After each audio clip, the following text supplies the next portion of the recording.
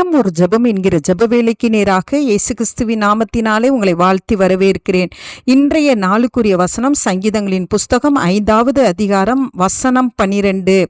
கர்த்தாவே, நீர் நீதிமானை ஆசீர்வதித்து காருண்யம் என்னும் கேடகத்தினால் அவனை சூழ்ந்து கொள்வீர். நாம் யாவரும் கண்களை மூடி தேவனை நோக்கி பார்ப்போம். எங்களை நேசிக்கிறதான நல்ல தகப்பனே, இந்த நாளுக்காக நன்றி.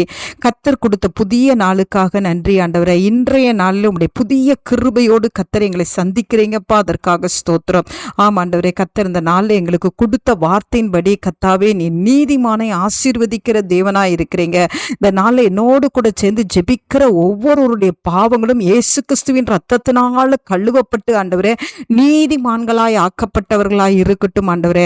நீர் ஆண்டவரே நீதிமான்களாய் இருக்கும் பொழுது ஆண்டவரே உம்முடைய பிள்ளைகளை நீர் ஆசீர்வதித்து ஆண்டவரே காருண்யம் என்னும் கேடத்தினாலே உம்முடைய பிள்ளைகளை சூழ்ந்து கொள்வீங்க. உம்முடைய பிள்ளைகளுக்கு நீங்க பாதுகாப்பு கொடுப்பீங்க.